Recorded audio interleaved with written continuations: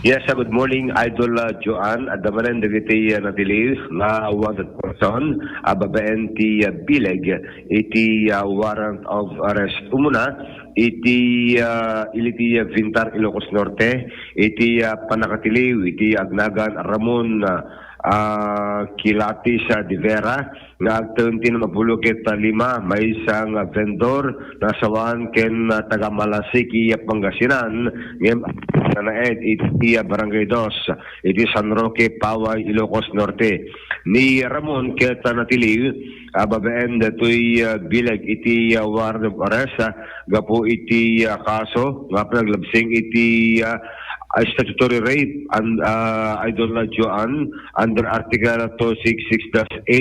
Dito ket ipatungpal babaen iti kaming iti pulisya natiliw iti Barangay San Roque iti Vintar Ilocos Norte tinadakamat tatang akusado. Nirekomendaran ti 200,000 pesos kas bail bond tinadakamat tatang akusado iti reto'y kaso nga sangsang na. Sakbay nga naiturong iti korte nga nagtuodan ti warrant of arrest di malan ti medical examination ken i-booking iti PNP Vintar Ilocos Norte. Segon ti PNP sa handa narigatang ng birok na ipatungpal ti warrant of arrest agaputa at dagitay impormasyon nga naawat nga ti akusado ket adda nga agimlemeng iti Vintar Ilocos Norte. May bilang nga top 3 provincial level ti nakamat na akusado nga natili babaen ti bileg ti warrant of arrest.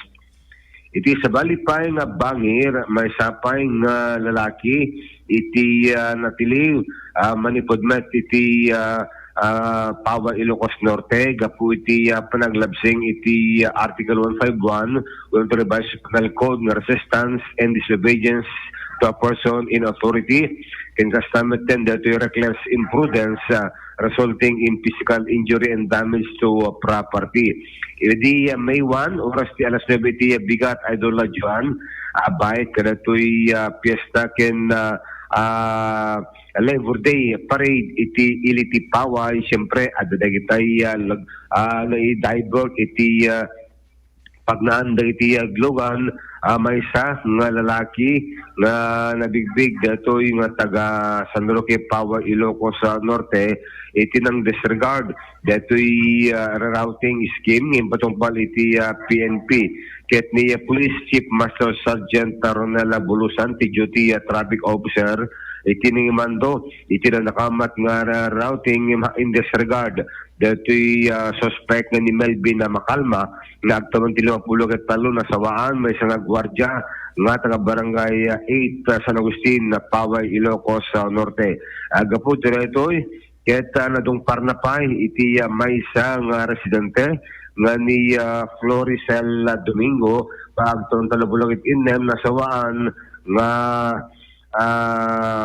NUP iti Paway Ilocos Norte Idol Joan Gabutiretoy ket naiyeg iti korpo ti pulisya para palang karetoy panaka-reklamo datoy na nakamatatang rider masa gwardiya ti nadungpar ket na napamediko legal manipod iti RSO in kastamatan kalpasan iti panakatiliw datoy suspect na medical met manipod mismo iti Mariano Marcos Memorial Hospital and Medical Center iti Batak Ilocos Norte.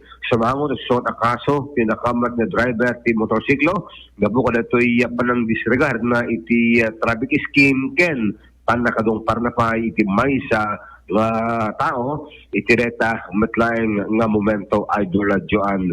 Kuna ti PNP amin dito ket balaygi iti panakapatungpal ti warrant of arrest kas resulta kada to'y na trabaho da italas od iti 24 oras.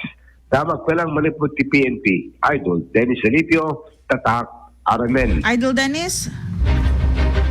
Yes, Idol Joan. Deti natila yung wanted person ita nga iliti Vintar ano bubrain na sa zaida digiti kakabagyan na nga naglambangan na? Well, ada iti na amuan da idol Joan na ada kitay amunay jay ay so nakatiliwan na idol Joan iti mismo Vintar Ilocos Norte. Nabayagan nga aglamlambang Idol Dennis. Senior citizen na gaya men. Well, idol Joan medyo natikit hindi pa April 29 laing nga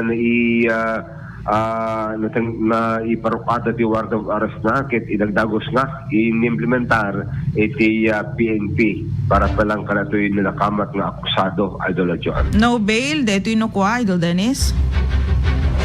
Well, no rape cases idol Joan ket awan non-bailable dapat iti sexual assault datoy nga napasamak. So aming rape cases ket non-bailable no idol Joan. Ngayon dato'y RA 7610 nga naglabsingan da 200,000 pesos met nga bilangim adu kami dati kaso na nga pila statutory rape kasama ng sexual assault. So hang papada dagiti kategorya iti kaso na idol Joan ngem dato'y rape kaso na ket non-bailable. Okay, dito nga rod nadungpar na dito motorista dito nga iliti paway, kumusta na matan? Okay, matan idol Joan gabuta napamedical mat lang iti RHO. Yung dati lang kami in this regard ti traffic dato'y rider isa nagapuna na nakadungpar so nga dua kaso dato'y sasangun na resistance and disobedience to a person in authority. Kung kastamat dato'y physical injury and damage to property idol Joan iti pila ang reklamo kontra ken kuana. Nang itunda pa yan dito siguro ti traffic ken alarma Idol Dennis.